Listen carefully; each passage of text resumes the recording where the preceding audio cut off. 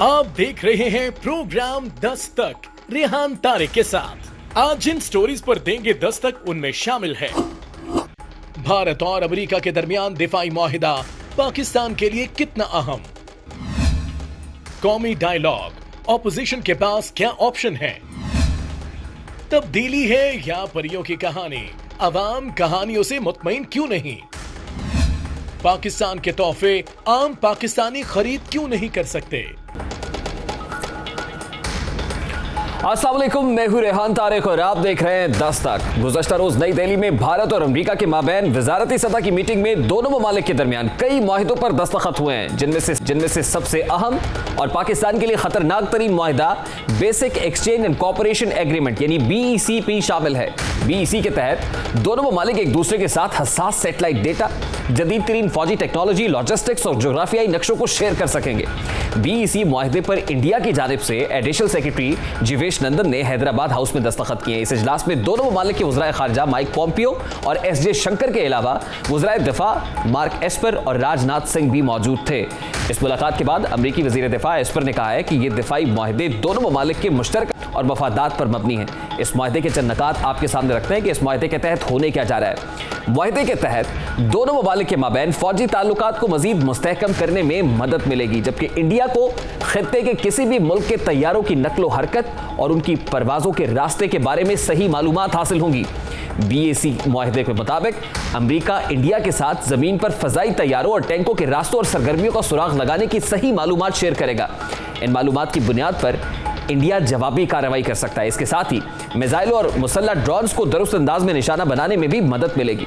यह मुआहिदा पाकिस्तान के लिए किस हद तक खतरनाक हो सकता है, इस मुआहिदे के पाकिस्तान पर क्या असरात हो सकते हैं, क्या पाकिस्तान इसके जवाब में किसी टेक्नोलॉजी का सहारा ले सकता है, इस मामले को देखते हैं। गुज़श्ता कई माह से लाइन ऑफ कंट्रोल पर पाकिस्तान ने मुतअद्दिद बार भारतीय ड्रोन्स गिराए हैं। ये ड्रोन पाकिस्तान के हसास मकामात की तस्वीर लेते थे, लेकिन अब भारत सैटेलाइट के जरिए पाकिस्तानी दिफाई पोजीशंस के बारे में अमेरिका की मदद से मालूमात हासिल कर सकेगा। ये हसास मालूमात है, अब इंटेलिजेंस शेयरिंग हो सकेगी, यानी अमेरिकी टेक्नोलॉजी पाकिस्तान के खिलाफ इस्तेमाल हो सकती है।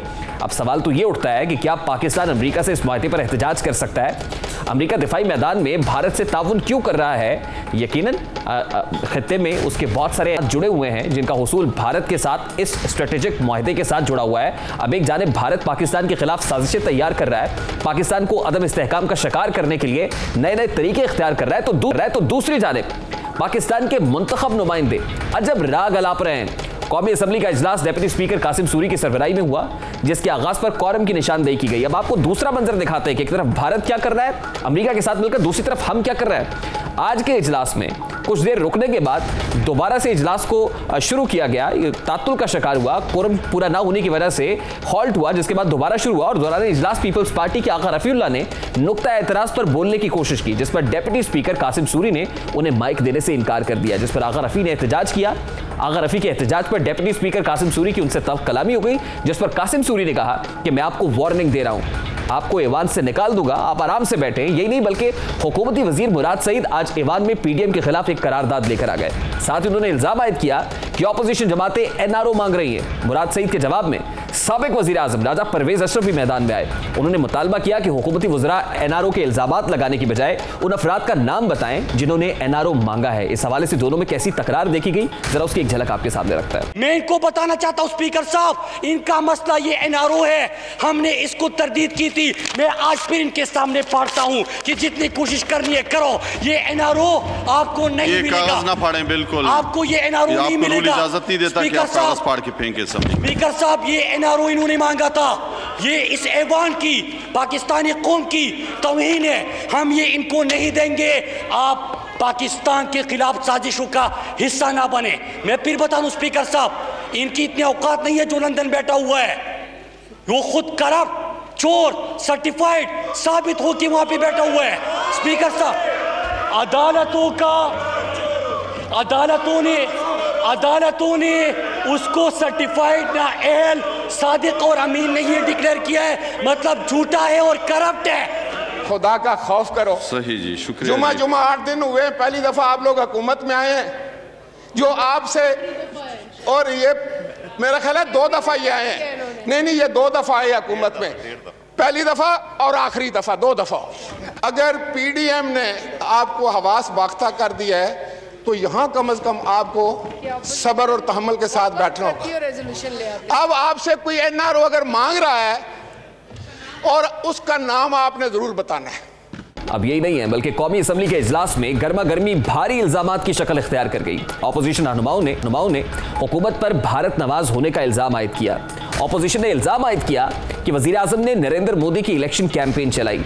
अयाज सादिक ने कहा कि अभिनंदन की रिहाई के लिए शाह महमूद कुरैशी ऑपोजिशन के पास इल्तिजा लेकर आए। ख्वाजा आसिफ ने वजीर आजम को कहा गद्दार और कादिर पटेल ने मोदी का यार करार दे दिया। इस हवाले से ऑपोजिशन रहनुमाओं ने हुकूमत पर किस तरह तनकीद के नश्तर बसाए, जरा ऑपोजिशन के वो बयानात आपके सामने रखते हैं जो नरेंद्र मोदी और भारत के हवाले से दागे गए। कुलभूषण के लिए हम तो ऑर्डिनेंस नहीं लेके आए थे जो रातों रात और 1-2 महीने वो ऑर्डिनेंस छुपा के रखा। कुलभूषण को हमने इस्लामाबाद हाई कोर्ट में इतनी एक्सेस तो नहीं दी थी जितनी के इस हुकूमत ने दी। और अभिनंदन की क्या बात करते हैं, मुझे याद है शाह महमूद कुरैशी साहब उस मीटिंग में थे जिसमें प्राइम मिनिस्टर साहब ने आने से इनकार कर दिया और चीफ ऑफ आर्मी स्टाफ तशरीफ़ लाए। पैर कांप रहे थे, पसीने माथे पे थे और हमसे शाह महमूद साहब ने कहा, फॉरेन मिनिस्टर साहब ने, कि खुदा का वास्ता है अब इसको वापस जाने दें चूँकि 9 बजे रात को हिंदुस्तान पाकिस्तान पे अटैक कर रहा है। वो कोई हिंदुस्तान ने अटैक नहीं करना था, कुछ नहीं होना था, सिर्फ घुटने टेक के अभिनंदन को वापस भेजना था जो इन्होंने किया। तो ये ऐसी बातें ना करें कि जो हम मजबूर हो जाते हैं ये बात करने को। भाई को, बरखुरदार को ये बताना चाहता हूँ कि उस इन्वेस्टमेंट के ऊपर हमने उस वक्त ऑब्जेक्शन नहीं की, ये बिल्कुल ठीक कह रहे हैं। लेकिन जिन रिटर्न्स की, इस इन्वेस्टमेंट के रिटर्न्स की जो है वहाँ पे जो बात की गई वो रिटर्न्स नहीं आए बल्कि नेगेटिव रिटर्न्स आए। जहाँ तक कुलभूषण की बात है, कुलभूषण को रिहा करने के लिए और बाइज्जत उसको घर भिजवाने के लिए इंतजाम आप कर रहे हैं। आपने इतना बड़ा कदम उठाया, हमने हमायत की। उसके बाद हुआ क्या, आपने उसके बाद ये भी दुआ की कि मैं दुआ करता हूं कि मोदी जीत जाए, उसके बाद कश्मीर का मसला हल हो जाए। मेरे लिए ये आखिरी इल्जाम होगा मैं अगर अभी किसी अपने हमवतन और मुसलमान पर लगाऊं। सर ये किस तरह की बात इन्होंने की। हम कहें आपने मोदी के लिए दुआ की, आप इंडिया के यार हो। हम कहें कुलभूषण के लिए आपने वकील किया, अभिनंदन को आपने छोड़ दिया, कश्मीर आप गवाह बैठे, सलामती कौंसिल में आपने वोट दिया इंडिया को। हम कहें तो बात बनती है, ये काम करे सारे आप। और हमें कहें कि जी नहीं, पीडीएम वाले जो हैं ये जलसों से इतना खौफजदा और परेशान, घबराने की जरूरत नहीं है। अब ईवान की कार्रवाई के दौरान ऑपोजिशन अरकान की तरफ से जो इल्जामात आयद किए गए हैं, वजीर खारजा शाह महमूद कुरैशी ने अयाज सादिक के बयान पर रद्दअमल देते हुए कहा कि अभिनंदन के मामले पर इंटेलिजेंस मालूमात पर पार्लियामान को एतमाद में लिया गया था।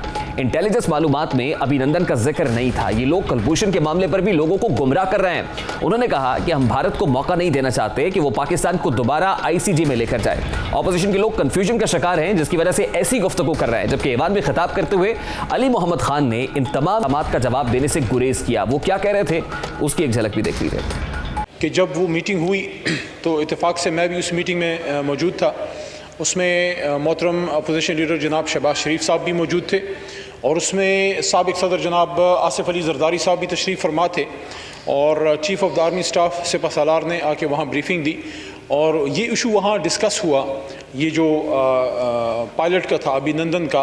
तो मैंने फिर बाद में जनाब चेयरमैन साहब ये देखा है कि मुख्तलिफ़ प्रोग्राम्स में हमारे मोहतरम अपोजिशन के मेंबरान इस इशू को उठाते हैं कि कुलभूषण बार बार ज़बान पे आ जाता है मेरे, तो वैसे इनकी ज़बान पे नहीं आता था कुलभूषण। 5 साल इनकी हुकूमत रही, मियाँ साहब ने कभी एक बार भी जिक्र नहीं किया। लेकिन अभिनंदन की मैं बात करना चाहता हूँ कि जब वहाँ ये डिस्कस हुआ, किसी एक शख्स ने वहाँ पे 1 सेकंड के लिए भी इस पे अंदर आपने एतराज़ नहीं किया। सब ने उसको सपोर्ट किया कि ठीक है, इस वक्त अगर स्टेट समझती है तो सब इसको सपोर्ट करते हैं। मैं सिर्फ ये रिक्वेस्ट करूंगा कि जो आपका बयानिया अंदर हो। पार्लियामान के अंदर हुकूमत ऑपोजिशन जमातों पर भारत नवाज होने के इल्जामात आयद कर रही है, जबकि ऑपोजिशन जमातें हुकूमत को मोर्दे इल्जाम ठहराती हैं। खुद आज वजीर आजम पाकिस्तान इमरान खान ने ऑपोजिशन जमातों पर कड़ी तनकीद की है। उन्होंने कहा कि मैं ऑपोजिशन से ब्लैकमेल नहीं हूंगा, उनका एहतसाब करूंगा। वजीर आजम इमरान खान ने ऑपोजिशन को पैगाम दिया कि आप जो मर्जी कर लें, आपका एहतसाब होना ही है। जेब कतरे स्टेज पर खड़े होकर कैद तबाह हो गया, करप्ट लोगों ने जेलों में जाना है। वजीर आजम इमरान खान दौरे लाहौर पे थे, किस तरह ऑपोजिशन को हदफ तनकीद बनाया वो भी देखिए। छोटे छोटे माफिया बैठे हुए हैं जो चेंज नहीं आने दे रहे। सारे जेब कुतरे एक ही स्टेज पे खड़े होकर शोर मचाते हैं, जी तबाह हो गया, मारा गया, मुल्क तबाह हो गया। वो क्या है कि उनकी पहली दफ़ा उनको नज़र आ रहा है कि उन्होंने जो इस मुल्क में चोरी की, जो मुल्क से गद्दारी की, उनको अब अकाउंटेबल, उनका एहतसाब होगा। और वो एक ऐसा प्राइम मिनिस्टर है जो आप जो मर्जी कर ले, वो ब्लैकमेल नहीं होने लगा। अब इस वक्त जो माहौल दिखाई दे रहा है, सियासी माहौल में टेम्परेचर बढ़ता चला जा रहा है। इस वक्त कहीं भी पार्लिमानी सियासत होती दिखाई नहीं दे रही है। ऑपोजिशन जमातें भी किसी एक नुक्ते पर मुत्तफिक दिखाई नहीं दे रही है। एक जानिब मज़ामत का रास्ता इख्तियार किया जा रहा है, जबकि साथ ही बैकडोर सालिसी की कोशिशें भी की जा रही हैं। सवाल ये पैदा होता है कि अगर पार्लियामान में मफाहमत का माहौल नहीं है और ना ही इस पर बात की जा रही है, तो फिर मफाहमत के मामलात कहाँ चल रहे हैं? अगर मफाहमत की बात हो रही है तो इसके लिए कौन से ऑप्शन ज़ेरे गौर हैं? गुज़श्ता दिनों नून लीगी रहनुमाओं की ऑपोजिशन लीडर शहबाज शरीफ से मुलाकात की खबरें सामने आई, जिसकी लीगी क़यादत ने तस्दीक की थी, लेकिन इस मामले पर कौमी एहतसाब ब्यूरो ने चुप साध रखी है।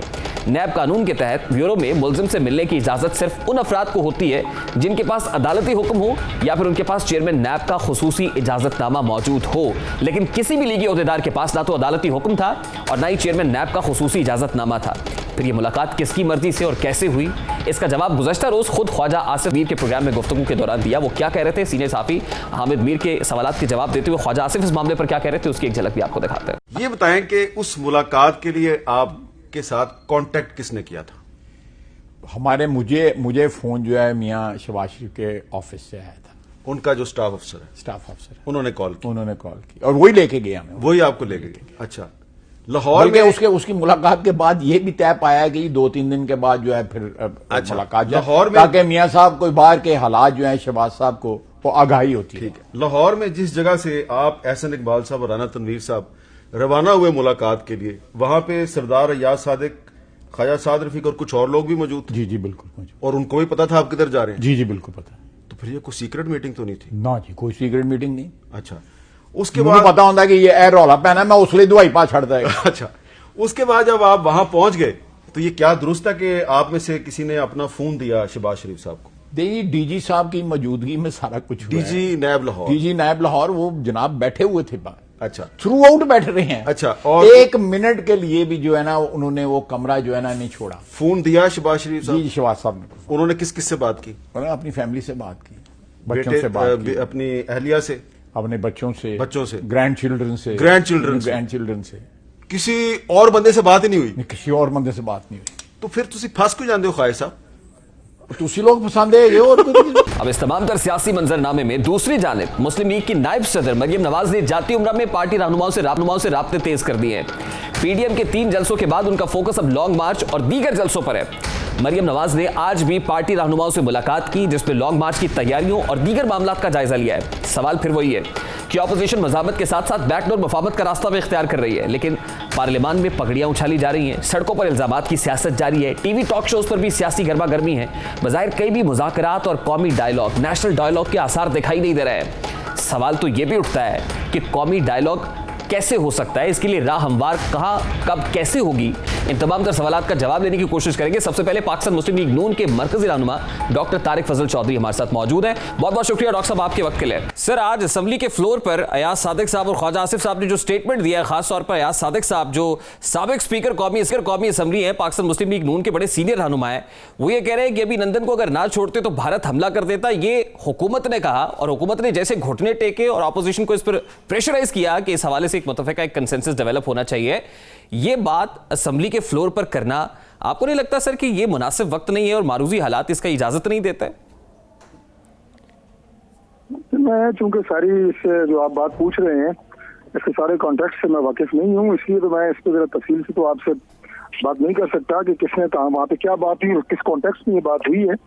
लेकिन बहरहाल एक बात तो तय है कि हुकूमत ने मियां नवाज शरीफ पे और मुस्लिम लीग नून पे जिस अंदाज से हमेशा इल्जाम तराशी की है, तो अपना जो अमल है वो हमेशा उससे मुख्तलिफ रहा है। अभिनंदन का मामला हो या ये जो इससे पहले मामला हो, आपने देखा कि जब नरेंद्र मोदी इलेक्शन लड़ रहा था उस वक्त बहुत ज्यादा नए ख्वाहिशात जो है हमारे प्राइम मिनिस्टर को नरेंद्र मोदी से थी और ये मामलात आप देखें कि इनके जो अमली तौर पे इनके जो डॉक्टर साहब आप ठीक कह रहे हैं कि हुकूमत जो है वो ऑपोजिशन पर ये इल्जाम आयद करती है, खासतौर पे पाकिस्तान मुस्लिम लीग नून को, और मोदी का जो यार है गद्दार है के नारे भी लगते हैं। आज ऑपोजिशन भी तकरीबन वैसे ही रोल प्ले कर रही है, यानी हुकूमत जो है जहां वो थोड़ा सा बैकफुट पर आने को तैयार नहीं है, वहीं ऑपोजिशन खासतौर पर पाकिस्तान मुस्लिम लीग नून जो है वो भी फ्रंट फुट पर खेल रही है। तो आपको नहीं लगता कि इस वक्त जो खित्ते की सूरत हाल है और भारत की खासतौर पे जो मजबूत ताल्लुकात है अमेरिका के साथ इंटेलिजेंस शेयरिंग के हवाले से हाल ही में एक मुआहिदा भी तय पाया है, तो इस वक्त हमारी जो सिक्योरिटी सूरत हाल है उसको यकीनन खदशात लाक हो सकता है इस तमाम तर सूरत हाल से, और दुश्मन को तकवीयत मिलेगी दोनों तरफ के बयानात से। देखिए ये जो फॉरेन पॉलिसी होती है ये बड़े नाजुक मामलात होते हैं। ये जो आपको हुकूमत में और खासतौर पर उनको जो वज़रा हैं उनके अंदर जो गैर संजीदगी का आलम है और जो वो कूलरबाजी करते हैं, जो वो आपको पार्लियामान के अंदर भी टीवी प्रोग्रामों में भी सिवाय तंज करते हुए, सिवाय तज़हीक करते हुए, सिवाय गालियां देते हुए, इन लोगों का काम नहीं है। ये लोग तो मुझे समझ नहीं आती कि किस साजिश के तहत और किस हिकमत अमली के तहत ये लोग यहाँ पे पहुंचे हैं और ये पाकिस्तान का चेहरा बने हुए हैं। ये हमारी बहुत बड़ी बदकिस्मती है, हमारे सिस्टम की बहुत बड़ी बदकिस्मती है, इस मुल्क की बहुत बड़ी बदकिस्मती है कि इस तरह के लोग जो हैं वो आज इक़्तिदार पर मुसल्लत हैं जो किसी हवाले से डिजर्व नहीं करते। कम से कम आज जो ईवान की सूरत हाल हमने देखी है, जिस तरह से इजलास की कार्रवाई आज चल रही थी, अगर ऐसे ही चलता रहा तो कम से कम कोई नेशनल डायलॉग जो वक्त की जरूरत है वो होता हुआ तो दिखाई नहीं दे रहा है। अब ऑपोजिशन जो पीडीएम की मूव चल रही है, फिर डायलॉग कहां पर होगा, क्योंकि हुकूमत से तो डायलॉग करने की पोजीशन में ना इस वक्त ऑपोजिशन है ना हुकूमत चाहती है। खान साहब भी कहते हैं, खासतौर पर मुराद सईद ने तो आज बिल्कुल वो सफा फाड़ कर कहा कि एनआरओ नहीं मिलेगा, तो फिर मुज़ाकरात कहां पर होंगे, डायलॉग कहां पर होंगे? देखिए मुराद सईद की क्या बेचारे की हैसियत और औकात है कि वो किसी को एनआरओ दे या कोई एनआरओ उससे मांगे। पहले बंदा अपने गिरबान में झांके कि मैं क्या चीज हूँ, मैं कहाँ स्टैंड करता हूँ। पाकिस्तान की नेशनल पॉलिटिक्स में जहाँ बड़े बड़े नाम गुजरे हैं, इतनी बड़े बड़े नाम मौजूद हैं, वहाँ पे जनाब ये दूध पीते बच्चे जो हैं इस तरह के बयान दे रहे हैं जनाब एनआरओ नहीं देंगे। और किस चीज का एनआरओ मांगा किसने है? नवाज शरीफ को आपने 2 दफा गिरफ्तार किया, शहबाज शरीफ साहब को आपने 2 दफा गिरफ्तार किया, उनके आले खाना और बच्चे और बच्चियों तक के नाम इंतहाई बेशर्मी से आप लोगों ने वो इश्तिहारी करार दिए हुए हैं। जो मुल्क में उनकी बेटियों को भी अदालतों में तलब किया जा रहा है, तो एनआरओ कौन मांग रहा है? ये ऐसे घटिया लोग हैं, इस तरह की गुफ्तगू। अल्टीमेटली देखिए वो जलसे हो, वो धरने हो, वो लॉन्ग मार्चेस हो, इससे यकीनन जो मुल्क है वो तो डिस्टेबलाइज होता है, इकोनॉमी को भी धचका पहुंचता है। जिस वक्त खान साहब ने 126 रोज का धरना दिया था, चीनी सदर ने अपना दौरा मुलतवी कर दिया था, सीपैक के हवाले से अपने अपने खदशात का इजहार किया था, उस वक्त की हुकूमत जो आपकी थी। आज भी यकीनन मुल्क तो इससे स्टेबलाइज नहीं होगा, डिस्टेबलाइज होगा और इसके हवाले से गैर यकीनी सूरत हाल पैदा होगी। इसको कहीं ना कहीं एक कंक्लूसिव एंड तो होना है इसका। सर मंतकी अंजाम आपको क्या दिखाई देता है? डायलॉग कहां पर होंगे डॉक्टर साहब? किससे मुज़ाकरात करेंगे अगर हुकूमत से नहीं करेंगे तो? मैं अर्ज करूं कि सबसे पहले जो हुकूमत होती है, मैं खुद काबीना का हिस्सा रहा हूं, ये सबसे पहले हुकूमत की अवलीन जिम्मेदारी होती है कि वो पार्लियामान के अंदर भी और बाहर भी जो टेम्परेचर है उसे इस हद तक रखे कि उस गुफ्तगू की गुंजाइश बाकी रहे। अपोजिशन को हमेशा एक स्पेस दी जाती है कि वो अपना जो मस्बत किरदार है अपनी तजावीज़ के जरिए, अपनी पार्टिसिपेशन के जरिए वो उसका मस्बत किरदार हमेशा रहता है और उसकी गुंजाइश उसको दी जाती है। लेकिन यहाँ पे अपोजिशन के साथ इस तरह का रवैया और गुफ्तगू हुकूमत करती है, आप देखने को लगता है कि ये कोई इंडिया के मेंबरान पार्लियामेंट हैं। और ठीक है डॉक्टर साहब, आपकी बात से मैं मुत्तफिक हूं, बिल्कुल वो टेम्परेचर नीचे नहीं आ रहा है, वो माहौल साजगार माहौल पैदा नहीं किया जा रहा है जो मुल्क के लिए मुवाफिक होगा, वो नहीं हो रहा है। तो फिर ऐसे में पीडीएम किससे, यकीनन डायलॉग तो होना है ना, वो डायलॉग किससे होगा फिर, आप किससे करेंगे? देखिए रास्ता निकलता है जी, रास्ता निकलता है। मैं वक्त से पहले तो नहीं आपको कह सकता कि ये रास्ता कैसे निकलेगा। और पाकिस्तान मुस्लिम लीग नून के कुछ अकाबरीन की मुलाकातों के हवाले से भी खबरें गर्दिश कर रही हैं कि कुछ मुलाकातें हो रही हैं, वो शहबाज शरीफ साहब से नैब में हो और वो किसके इमा पर मिलते हैं, इस हवाले से भी ख्वाजा आसिफ साहब कह रहे हैं कि ये भी कॉन्फिडेंस में लेकर मिले हैं। तो क्या कहाँ है मामला सर, बात क्या हो रही है? मुस्लिम लीग नून के अकाबरीन का अपनी लीडरशिप से मिलना कोई इतनी बड़ी खबर नहीं है, ये रूटीन की बात है। लेकिन किसके इशारे पर मिल रहे हैं, किसके इशारे पर जाते हैं, किसे कॉन्फिडेंस पर लेकर जाते हैं, ये खबर है सर? मैं मियां नवाज शरीफ साहब से मिलूं, शहबाज शरीफ साहब से मिलूं, तो ये कोई खबर नहीं है। ज़ाहिर है वो मेरे लीडर हैं, मैं मरियम नवाज से मिलूं, ये कोई खबर नहीं है क्योंकि हमारा ये रूटीन का काम है। बाकी जो आप कह रहे हैं, मैं आपकी बात को समझ रहा हूँ कि इस वक्त ये कहना कि ये रास्ता कैसे निकलेगा और कौन इसमें डायलॉग का किरदार अदा करेगा, कोई ना कोई फोर्स जो है वो जाहिर है फिर जब हालात देखती है कि इस मैच पे जा रहे हैं। और सबसे बड़ी बात यह है कि मुल्क जो है वो तबाही के दाने पे पहुंचा दिया है लोगों ने, लोगों की जिंदगी जो है वो मुश्किलात का शिकार हो गई है, बल्कि मुश्किलात क्या जीना दोबर हो गया है। तो फिर कोई ना कोई रास्ता तो निकलता है जी, कहीं ना कहीं तो फिर डायलॉग होते हैं, कोई ना कोई फोरम जो है वो पैदा होता है और होगा इंशाल्लाह कोई ना कोई।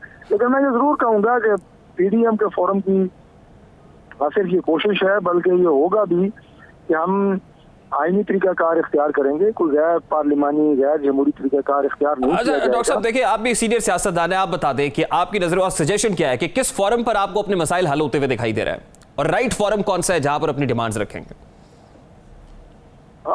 देखिए, मैं आपको बार बार ये बात अर्ज कर रहा हूँ कि ये कबल वक्त है कि अभी ये कहना कि कौन सा फोरम होगा, क्योंकि फोरम के लिए तो फिर जो अपोजिशन है वो तो ज़ाहिर अपना नुक्ता नजर देगी, लेकिन गवर्नमेंट की तरफ से भी उस बात के ऊपर आ जाना जो कोई एक दरमियानी रास्ता निकले वो जरूरी होता है। और अभी तो गवर्नमेंट का जो रवैया है, अभी तो ये पहाड़ पे चढ़े हुए हैं, अभी तो उन्हें नहीं समझ आ रही कि पुलों के नीचे से पानी कितना बह चुका है, पाकिस्तान की आवाम किन तकलीफ का शिकार है, सिस्टम कहाँ पे रुक गए हैं, इदारों की तबाही निकल रही है।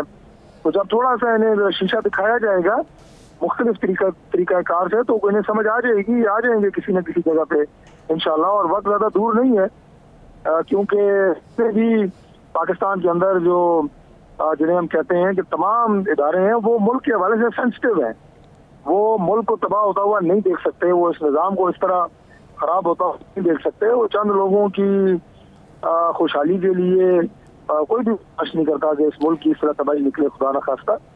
तो हालात बहुत जल्द इंशाल्लाह आपको न सिर्फ तब्दील होते हुए नजर आएंगे बल्कि ये सियासी मंजरनामे से आपको गायब होते हुए नजर आएंगे रफ्ता रफ्ता। ठीक है, बहुत बहुत शुक्रिया आपके कीमती वक्त के लिए। पाकिस्तान मुस्लिम लीग नून के मरकज़ी रहनुमा डॉक्टर तारिक फजल चौधरी हमारे साथ मौजूद थे। इस वक्त पाकिस्तान पीपल्स पार्टी के सीनियर रहनुमा चौधरी मंजूर साहब हमारे साथ मौजूद हैं। बहुत बहुत शुक्रिया चौधरी साहब आपके वक्त के लिए।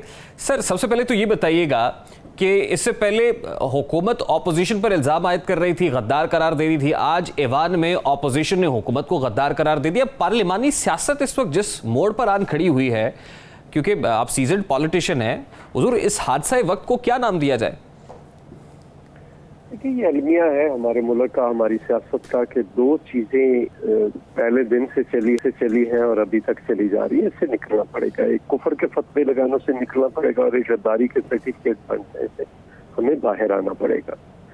दूसरी गुजारिश मेरी ये है कि हुकूमत इस वक्त बुखला चुकी है, उन्हें कुछ समझ नहीं आ रही, उनके पास कोई प्लान नहीं है, कोई विजन नहीं है, कोई प्रोग्राम नहीं है, कोई स्ट्रेटजी नहीं है, कुछ भी नहीं है।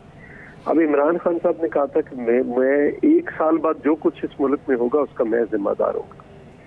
तो उस एतबार से देखें तो अब बजाय इसके कि वो अपनी बेहतर करें, कोई कारकर्दगी बेहतर करें, सिर्फ 2 आइटम आटा और चीनी पे 440 अरब रुपए का लोगों की जेबों से निकल गया है। और ये सिर्फ महंगाई नहीं है, बिजली के बिल देखें, अगर आप गौर करें, गैस के बिल देखें, आप दवाइयाँ देखें, आप सब्जियाँ देखें, आप हर चीज जो है उसको देखने, घी को देखें, हर चीज बढ़ गई है। कारोबार श्रिंक हो गए, जॉब्स खत्म हो गई हैं, लोगों की इनकम कम हो गई है, अखराजात बढ़ गए। कहाँ से दें लोग? हुकूमतें सोचा करती हैं, अगर आप पेंशन बढ़ाएंगे, अगर आप तनख्वाहों में इजाफा करेंगे जो पाकिस्तान पीपल्स पार्टी करती है, तो अल्टीमेटली लोग वो पैसे लेकर किधर जाते हैं? बाजारों में जाते हैं। बिल्कुल ठीक है चौधरी साहब, ये कॉमनर के इश्यूज है, हमारे दाखिली इश्यूज है, दूसरी तरफ से खारजी प्रेशर भी बढ़ रहा है। हमसाया मुल्क में जिस तरह से जो है दहशतगर्दी के वाकयात से भी 2-4 हो रहे हैं, पैदर पै जो पैरेलल ऐसे इंसिडेंट्स हुए हैं, this is something very alarming.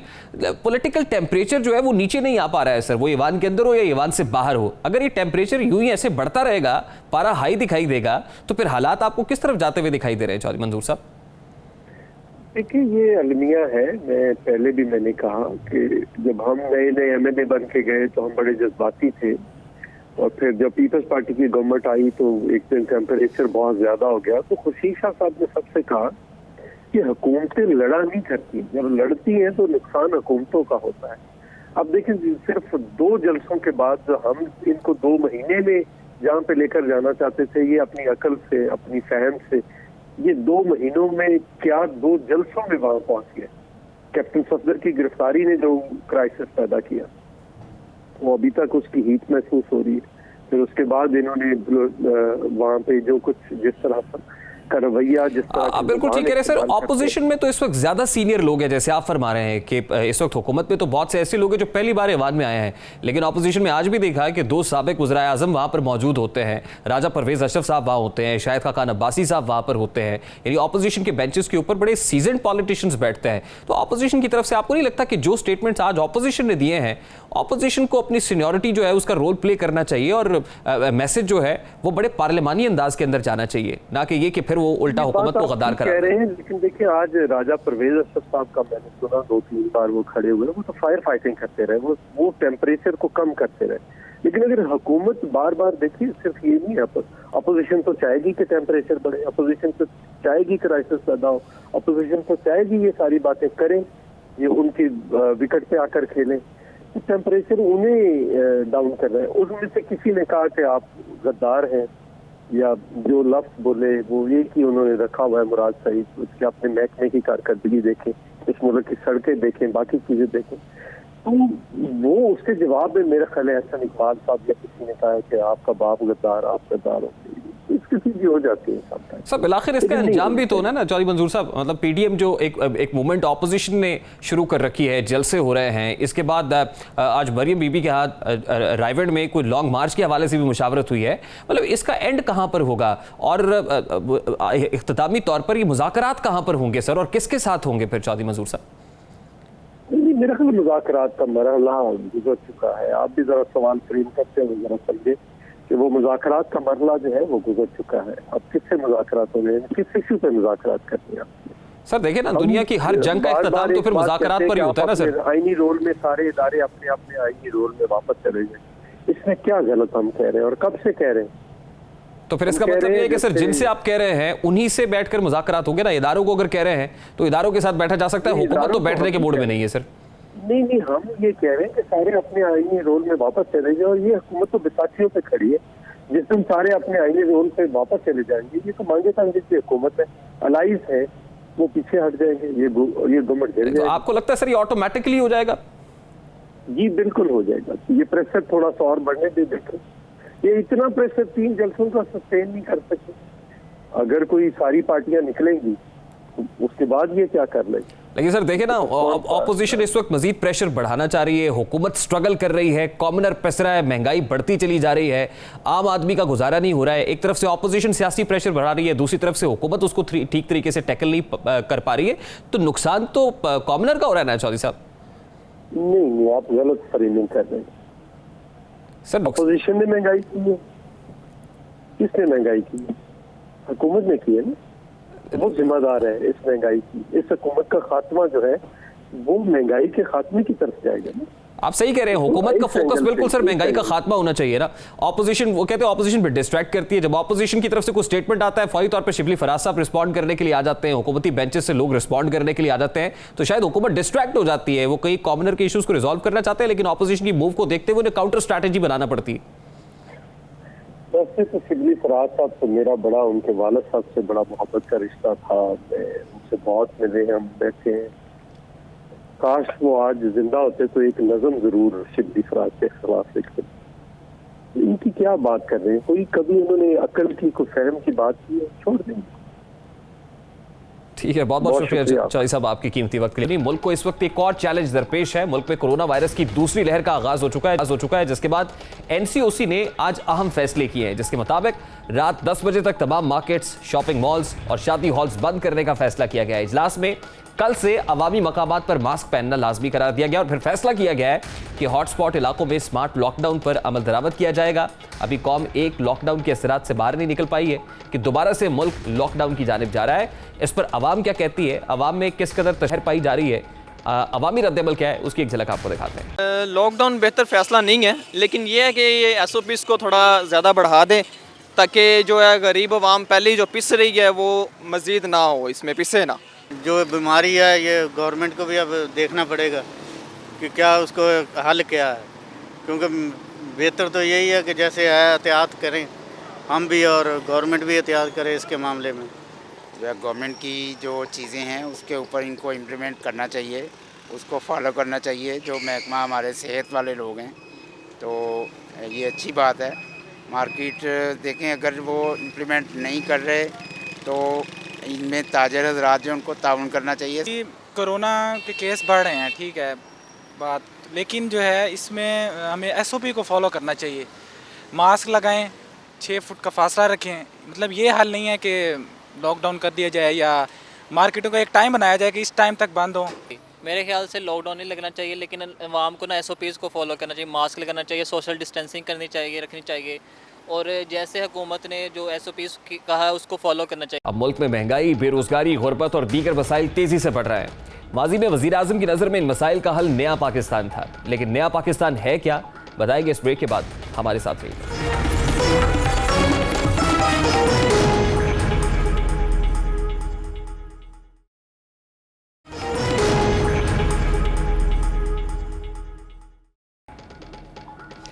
Welcome back. नया पाकिस्तान तहरीक इंसाफ का एक ऐसा इनकलाबी नारा जिसका आगाज 2011 में लाहौर में मीनार पाकिस्तान के साए तले किया गया। कौम को एक ख्वाब दिखाया गया कि नया पाकिस्तान तब्दीली की अलामत होगा, जहां सब अच्छा होगा। इसी नारे के तहत 2013 के इलेक्शन में PTI ने हिस्सा लिया, मगर इक्तदार हासिल नहीं कर सकी। 5 साल तक बार बार इस नारे की तस्बीह की गई, कौम को ख्वाब दिखाए गए कि नया पाकिस्तान कैसा होगा। 2018 के इंतखाबात में नया पाकिस्तान हर शहरी की जबान पर था। फिर तहरीक इंसाफ इक्तदार में आ गई और आज 26 माह गुजरने के बाद वजीर आजम पाकिस्तान इमरान खान ने कौम को बता दिया कि कोई स्विच तो नहीं है जो बटन दबाने से बन जाएगा। इमरान खान साहब आज क्या कह रहे थे, जरा उसकी एक झलक सबसे पहले आपको दिखाते हैं। नया पाकिस्तान एक स्विच नहीं है, गवर्नमेंट आई, स्विच हुआ तो नया पाकिस्तान बन गया। ये फेरी टेल्स में ऐसी चीजें होती हैं। असल जिंदगी के अंदर रिफॉर्म प्रोसेस एक जद्दोजहद का नाम है। मीर रियासत मोहतरम वजीर आजम इस्लामी जमहूरिया पाकिस्तान जनाब इमरान खान साहब, नए पाकिस्तान का नारा हम तो नहीं लगा रहे, आप नहीं, हमसे वादा किया था कि 100 रोज में कौम को नया पाकिस्तान बना कर देंगे। ये नया पाकिस्तान कैसा होगा आपने अपने 100 रोजा प्लान के 6 नकात ही में बता दिया था। आपने वादा किया था कि तर्ज हुकूमत की तब्दीली अव्वलीन तरजीह होगी, यानी आपने लोकल गवर्नमेंट सिस्टम को फाल बनाना था। आपने मुल्की मईशत की बहाली, ज़राई तरक्की और पानी का तहफ़्फ़ुज़, समाजी खिदमात में इनकलाब और पाकिस्तान की कौमी सलामती की जमानत का अहद इस कौम से खुद किया था। आपने इंतजामी बुनियादों पर जनूबी पंजाब सूबा कायम करने, आज़ाद नैब और गैर सियासी पुलिस का कयाम, जुडिशल रिफॉर्म्स प्रोग्राम और ब्यूरोक्रेसी में इस्लाहात सिर्फ 100 दिनों में करने का वादा किया। मीर रियासत, आपने कौम को बताया था कि आपके दौरे हुकूमत में गैर सियासी भर्तियां होंगी, CPEC को मजीद तरक्की मिलेगी, भाषा डैम की तामीर में तेजी लाई जाएगी और चोरी शुदा दौलत को वापस लाने समेत 5 बरस में 1 करोड़ मुलाजमतों के मौके पैदा करने का वादा भी कौम से किया था। मीर रियासत, 50 लाख घरों की तामीर भी आपका मिशन था। ये वादे आपने सिर्फ 100 रोज में ईफा करने का अहद किया था। मीर रियासत, ये कौम सवाल कर रही है कि 2.5 साल में कोई एक इदारा जिसमें तरमीम के नफा बख्श बनाया हो, उसमें अमेंडमेंट्स हुई हों, उसमें करेक्टिव मेजर्स हों, उसमें इस्लाहात हुई हों। मीर रियासत, 2.5 सालों में महंगाई के तूफान का सामना रहा है। बिजली गैस के बिलों ने कमर तोड़ दी है। आलू, प्याज, सब्जियां, अद्वियात और कुकिंग ऑयल गरीब की पहुंच से बहुत दूर हो चुके हैं। मीर रियासत, इस वक्त हमने सवाल किया था कि आपने 2013 में खैबर पख्तूनख्वा में 90 दिनों में तब्दीली लाने का वादा किया था। हम कह रहे थे, मगर 5 सालों में भी कुछ नहीं बदला। इस वक्त सारी सियासी क़यादत संजीदा हल्के इस नारे को परियों की कहानी से ही मंसूब करते थे और आप बात तस्लीम कर रहे हैं कि फेरी टेल्स में होता है। आपने क्या कहा था कुछ दिन पहले, आपने क्या कहा था, जरा उसकी एक झलक भी आपको दिखाते। इंसान की जिंदगी में, एक इदारे की जिंदगी में, एक स्पोर्ट्स टीम की जिंदगी में और एक कौम की जिंदगी में हमेशा अच्छे बुरे वक्त आते हैं। ये प्लीज ये याद रखें कि जिंदगी कभी भी सिर्फ फेरी टेल्स में हम पढ़ते थे जब छोटे थे तो अंग्रेजी की किताबों में पढ़ते थे and they lived happily ever after. ये सिर्फ फेरी टेल्स में होता है, असल जिंदगी में ऐसी चीज नहीं होती। वो लिव्ड हैप्पीली आफ्टर जो होता है, यानी जो सुकून की जिंदगी, वो सिर्फ कब्र में ही होती है। मोहतरम वज़ीर आज़म, आप पुराने पाकिस्तान में MNAs और MPs को फंड जारी करने को सियासी रिश्वत करार देते रहे। आपकी नजर में इन फंड्स के जरिए करप्शन में इजाफा होता है, लेकिन फिर वक्त गुजरने के साथ साथ गुज़श्ता 2.5 सालों के दौरान आपने इन फंड्स का खूब इस्तेमाल किया है। ऑपोजिशन जब मुतहर्रिक हुई, आपने तरक्याती फंड जारी कर दिए। आज भी एक ऐसे वक्त में जब ऑपोजिशन जमातें सड़कों पर हैं, आपके हुक्म पर पंजाब हुकूमत ने अवामी नुमाइंदों को फंड जारी कर दिए हैं। पंजाब में उन इलाकों और डिवीजन्स को ज्यादा फंड जारी किए हैं जहां मुस्लिम लीग नून के मेंबरान सूबाई और कौमी असम्बली की तादाद ज्यादा है। आज वजीर आजम पाकिस्तान पंजाब के सूबाई वज़रा, MNAs और MPs के लिए 36 अरब 23 करोड़ के फंड्स मंजूर किए गए हैं और इन फंड्स में सबसे ज्यादा हिस्सा गुजरावाला के हुकूमती MNAs और MPs को दिया जाएगा। यानी पंजाब हुकूमत गुजरावाला डिवीजन पर सबसे ज्यादा 6 अरब 34 करोड़ रुपए खर्च करेगी। इसी तरह फैसलाबाद को 4 अरब रुपए मिलेंगे, जबकि साहिवाल के हुकूमती अराकीन को 4 अरब 33 करोड़ दिए जाएंगे। हुकूमत ने दूसरे नंबर पर जिस डिवीजन पर सबसे ज्यादा नवाजिशात की हैं उनमें रावलपिंडी डिवीजन शामिल है, जिसे 5 अरब मिलेंगे, जबकि डीजी खान डिवीजन को सिर्फ 2.5 अरब रुपए मिलेंगे। मंजूरी के बाद हुकूमती इत्तेहादी जमात के MNAs को मजमूई तौर पर 8 अरब रुपए के फंड्स मिलेंगे। हुकूमती और इत्तेहादी जमात के MPAs को 12 अरब 65 करोड़ रुपए मिलेंगे और मंजूरी के बाद बल्दियाती सतह पर तरक्याती कामों के लिए 15 अरब रुपए अलग तकसीम होंगे। मुस्लिम लीग नून को सियासी तौर पर नुकसान पहुंचाने के लिए मेंबरान असेंबली को फंड्स तो जारी कर दिए गए हैं, लेकिन सवाल ये उठता है कि सियासी रिश्वत अब जायज कैसे हो गई है? क्या हुकूमत करप्शन का रास्ता बंद करने के लिए सीरियस दिखाई दे रही है, संजीदा है? ये वादा तो वज़ीर आज़म या वज़ीर आला की अपनी सवाबदीद था। वज़ीर आज़म ने नैब और पुलिस का गैर सियासी इस्तेमाल करना था, उनको गैर सियासी करना था, पॉलिटिकली जो इंटरफेरेंस है पुलिस के अंदर या नैब में उसको मिनिमाइज करना था, लेकिन वो नहीं हो पा रहा है। अब कई सालों में चेयरमैन नैब को मुखातिब करके वज़ीर आज़म ने खुद अपोजिशन के खिलाफ कार्रवाई का मशवरा दिया है। ब्यूरोक्रेसी में रिफॉर्म्स की कहानी तो शायद पुरानी दिखाई देती है, सबके सामने है कि कैसे पंजाब में ब्यूरोक्रेसी को तजर्बात की भेंट चढ़ाया गया है, कैसी सियासी ख्वाहिशात की तकमील के लिए ब्यूरोक्रेट्स के तबादले किए गए हैं। ब्यूरोक्रेसी में उखाड़ पिछाड़ आए रोज होता है। अब यही नहीं है बल्कि 1 करोड़ नौकरियों का वादा 5 साल में देने का था, 2.5 सालों में इससे निस्फ तो दी जा सकती थी, मगर हुकूमती पॉलिसीज के बायस लाखों नौजवान नौकरियों से हाथ धो बैठे। यकीनन ऐसे कई वादे हैं जो इन 2.5 सालों में पूरे किए जा सकते थे, मगर वज़ीर आज़म सच कहते हैं कि परियों की कहानियों में सच्चाई तो होती नहीं है। बारकैफ या एक ब्रेक लेंगे और ब्रेक के बाद जब वापस आएंगे तो फिर बात करेंगे कि गाय, भैंस और बकरी के बाद हुकूमत अब क्या चीज बेचने जा रही है। इस मामले को उठाएंगे इस ब्रेक के बाद। हमारे साथ रहिए।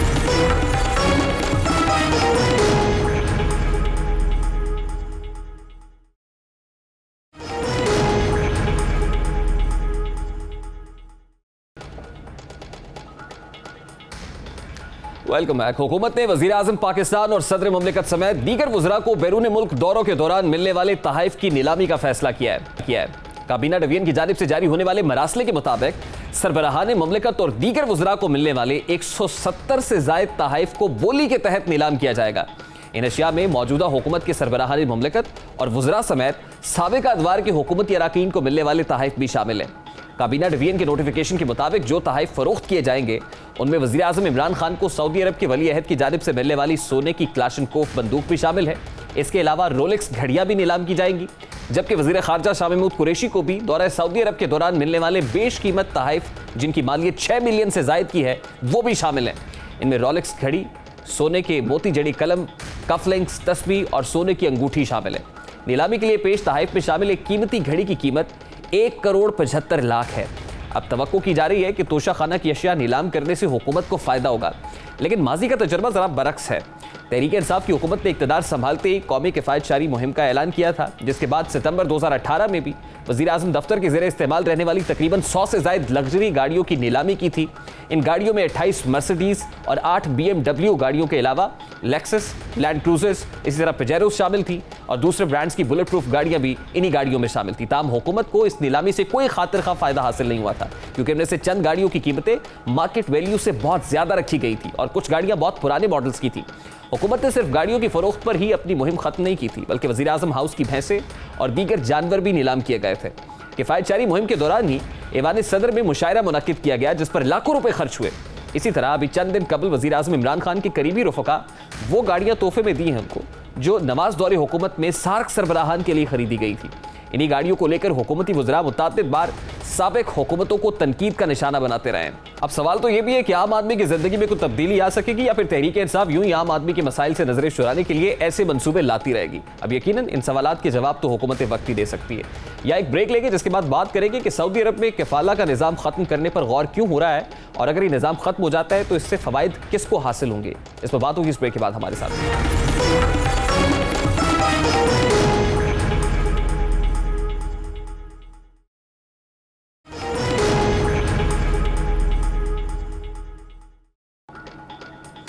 Welcome back. सऊदी अरब में मुकीम पाकिस्तानियों के लिए बड़ी खुशखबरी सामने आई है। अब कोई भी पाकिस्तानी सऊदी अरब में इस्तेहसाल का शिकार नहीं हो सकेगा। अब किसी भी शहरी को अपने पासपोर्ट वापसी के लिए सख्त शराइत का सामना नहीं करना पड़ेगा।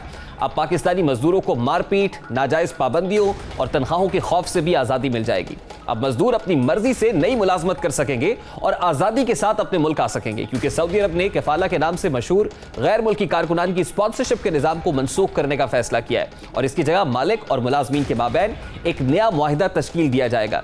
मंसूबे के तहत कफाला के खात्मे से तारिकीन वतन मजदूरों को जो मुल्क से बाहर जाने और दोबारा दाखिले के सिलसिले में वीज़े की आज़ादी मैसर हो सकेगी। पहले ऐसा नहीं था, जबकि वो खुद से आखिरी अखराज यानी जो फाइनल एग्जिट होता है उसकी मोहर हासिल करने के साथ साथ किसी पाबंदी या मंजूरी के बगैर मुलाजमत इख्तियार कर सकेंगे। मुलाजमत के मुआहदे में तयशुदा कानून के मुताबिक तारिकीन वतन मजदूरों को नकलो हरकत की मुकम्मल आज़ादी हासिल होगी।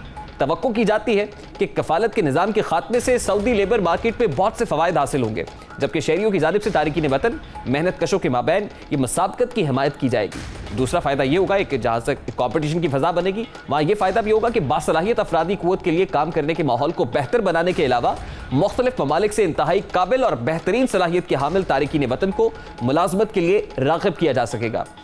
यकीनन सऊदी मार्केट उनके लिए एक अट्रैक्टिव मार्केट साबित होगी। माहिरीन के मुताबिक इस इकदाम के तहत सऊदी अरब अपने मुल्क में निजी शोबे को फ़रोग़ देना चाहता है, इन्वेस्टमेंट लाना चाहता है। इस हवाले से जो इकनॉमिक रेस्टोरेशन है वो भी चाहता है और ऐसा करके वो मज़ीद गैर मुल्की अफराद को सऊदी अरब में सरमायाकारी की जानिब राग़िब भी करना चाहता है।